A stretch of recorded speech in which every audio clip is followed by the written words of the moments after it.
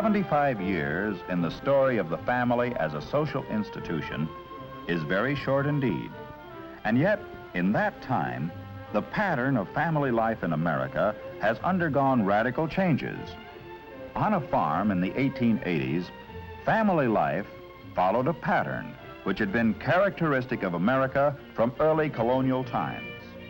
3 generations of a family lived and worked together. The father was head of the family in the fullest sense of the word. He had the primary economic responsibility for its survival, and he was the final source of authority. He was teacher as well as parent, and from him, his sons learned their vocation. In those days, a farm family was an economic unit complete in itself, held together by a division of labor among its members. The mother, in addition to her traditional responsibility for the rearing of children, had regular duties, such as the preparing of food. When she was not preparing meals, there were many other things to be done: churning butter, putting up preserves for the winter, and keeping the farmhouse clean. Her role in maintaining the family, both biologically and economically, was an important one, and it was clearly defined so far as the division of labor was concerned. Even grandparents fitted into the economic picture. They often lived with the family and participated in the work of the farm until necessitated by old age or illness.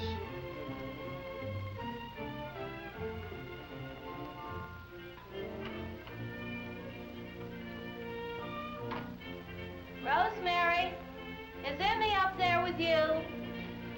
What was that, Mama? I said, is Emmy up there with you? I just can't keep track of that child. Yes, she's here. All right. I just wanted to know.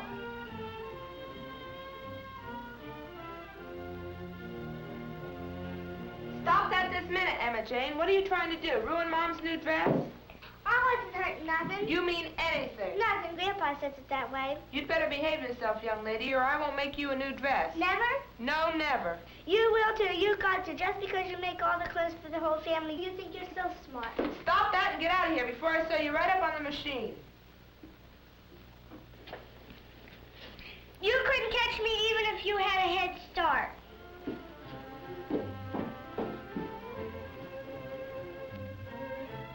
Emma is too young to have as definite a role in the division of labor as her sister Rosemary, but her older brother Franklin has already had his duties assigned.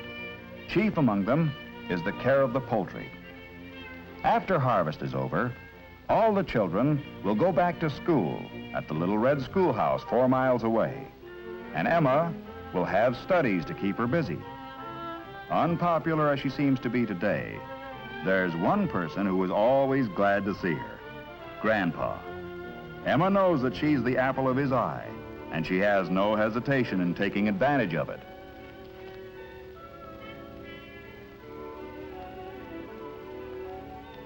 Grandpa is almost 70, but he is still of real help on the farm, particularly in the care of the livestock.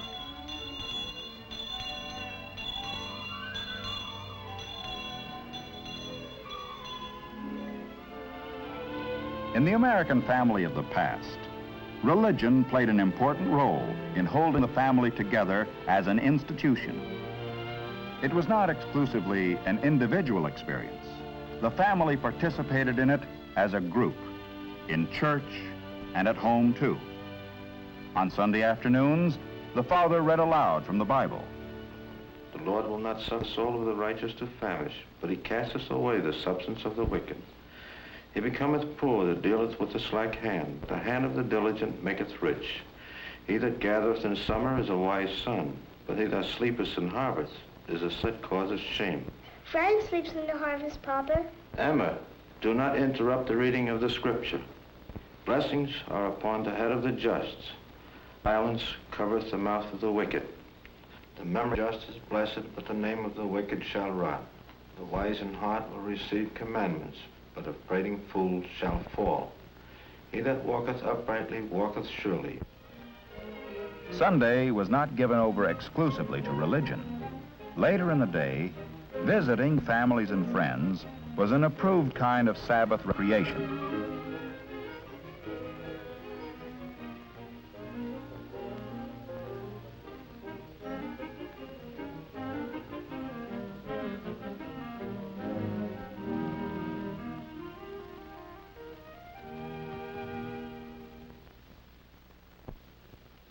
On evenings during the week, the kitchen usually served as a living room, especially during the winter, because the stove was there.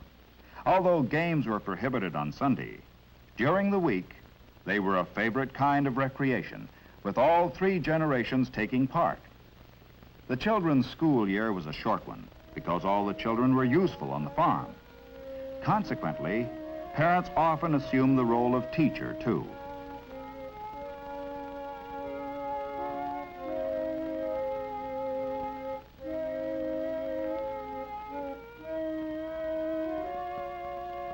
Rosemary is entertaining a suitor in the parlor.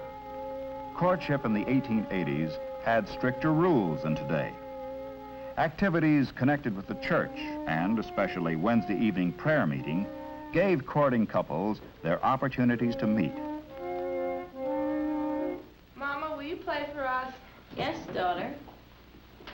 Their only real chance to be alone was in the home of the girl, where her parents could chaperone the meeting.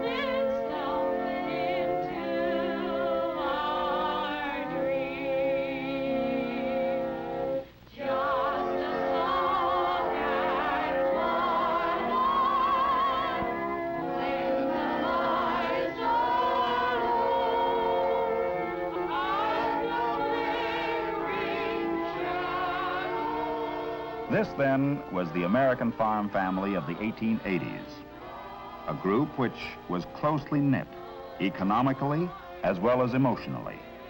It was a secure group, too, held together by strong religious belief and mutuality of work and of recreation. But the social forces that resulted from the Industrial Revolution were already at work, and this pattern of family life was to be changed dramatically and radically.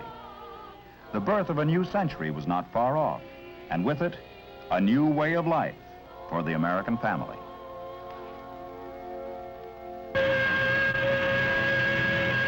With the growth of factories, the family as an economic unit with a division of labor began to disappear. Factories hired individuals, not families.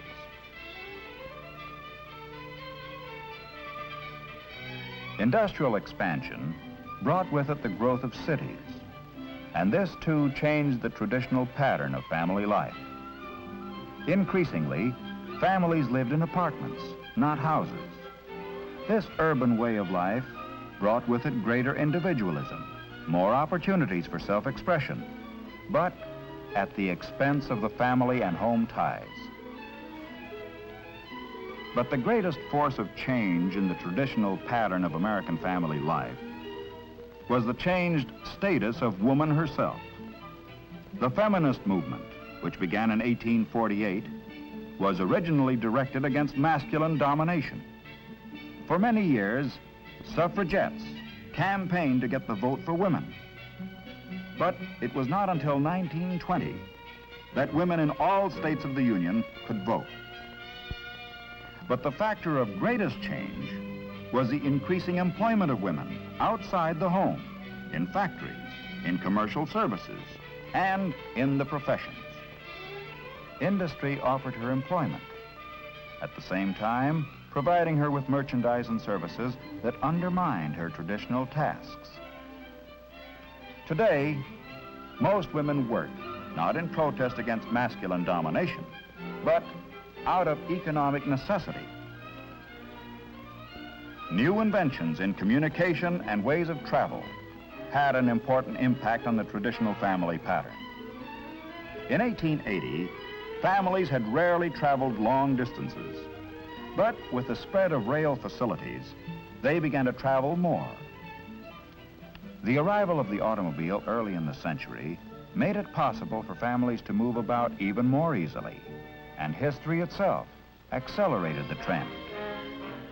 The stock market crash in 1929 ushered in the greatest economic depression in the nation's history.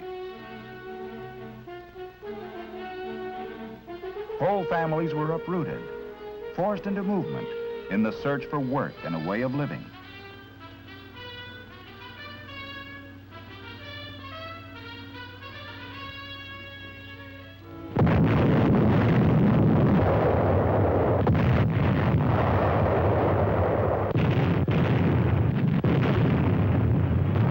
World War II weakened the stability of the family even further.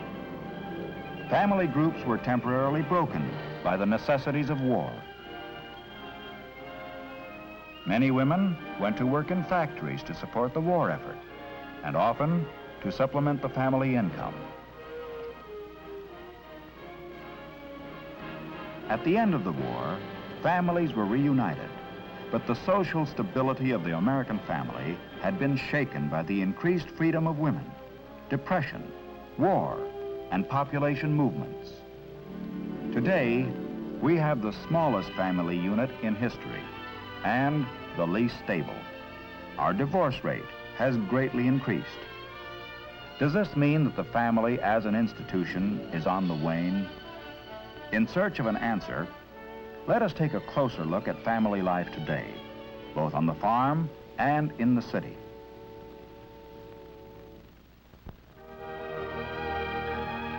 Despite wars and depressions, a Harrington family still owns this farm. But many changes have taken place. For example, plowing is done by machine. Although the farmhouse has not changed much on the outside, inside it's a different place. The Mrs. Harrington of today no longer has to spend all her time in the kitchen. Modern conveniences have given her more leisure.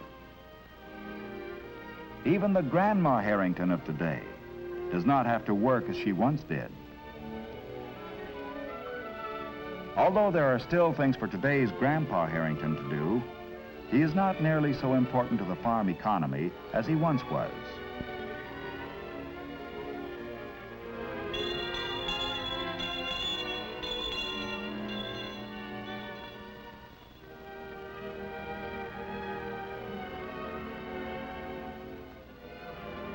There are children in this generation of Harringtons, too, but they have their noonday meal at school.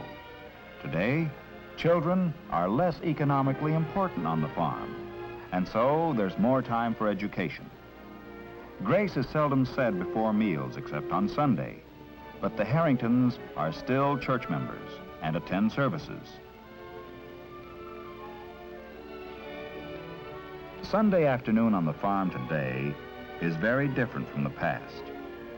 It has become a time of recreation rather than religious observance. While John Harrington watches television, his wife goes to a social get-together of the ladies' club. Even recreation is no longer a family affair. The family doesn't enjoy things together as a unit, but separately, as individuals. While Grandpa reads his farm journal, Grandma upstairs in the bedroom listens to the radio and reads a woman's magazine. The children have permission to borrow the family car and are going to visit friends in a nearby town.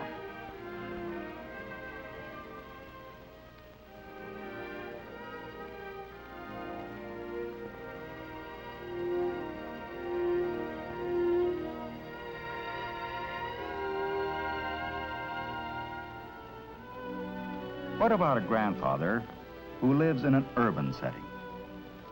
Joseph Wingfield is a widower. He's retired.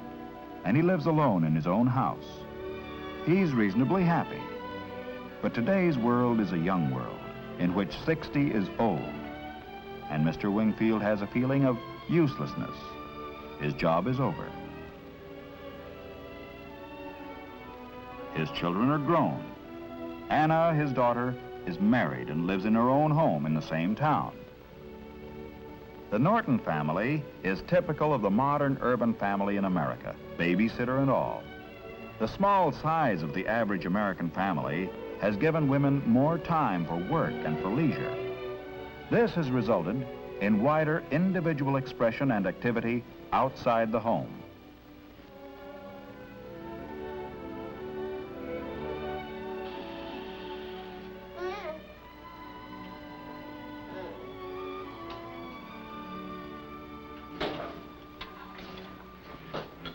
Hi, dear. Oh, hello, Tom. I didn't hear you come in. Have you been a good girl today? Yes, Daddy. I'll bet you have. I'll just bet you have. You know, Tom, if you would take the children into the other room, I could get dinner in half the time. Okay, come on, kids. We'll leave your mother alone. You know, tonight is her art class. And it's getting pretty late. You'd better go on ahead. I'll clean this up for you. Well, that's nice of you, Tom, but I can get them started at least, if you can put the kids to bed. Okay, but don't ever let it be said that old Tom Morton never held up art. Onward and upward. Now, don't tease. You know a woman has to have some self-expression. Come on, Janie. Off to bed. Your mother's going to express herself tonight, and I'm going to be your babysitter. Oh, Daddy, you don't look like our babysitter. Maybe not, but I'm going to be your babysitter tonight. Let's go. Be a good girl and go right to bed. Mommy will be in to kiss you goodnight. In the modern family, the division of labor is much less marked than it once was. Mr. Norton assumes some of the responsibilities once regarded as exclusively feminine. And in the Miller family next door, even the economic responsibility is divided, since Mrs. Miller has a regular job just like her husband. The women leave to attend their art class, while the men stay home and have a bridge game. One of the guests, Fred Small, is going to be married. Henry Enfield, a confirmed bachelor, good-naturedly calls Fred a fool for giving up his freedom for married life.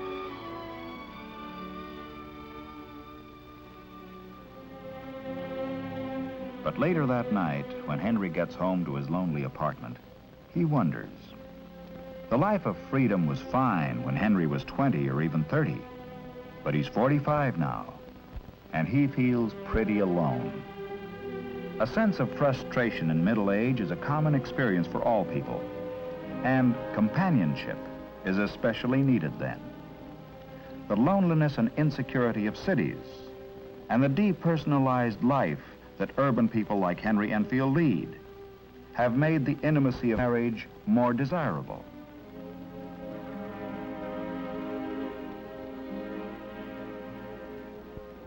From childhood on, human beings seek emotional security in established habit patterns, and the family habit is an essential one.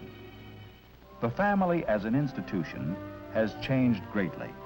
It may change even more, and its future is by no means determined. But it still carries out its essential functions: reproduction and the care and socialization of the young. As long as it maintains these functions, it will continue to flourish.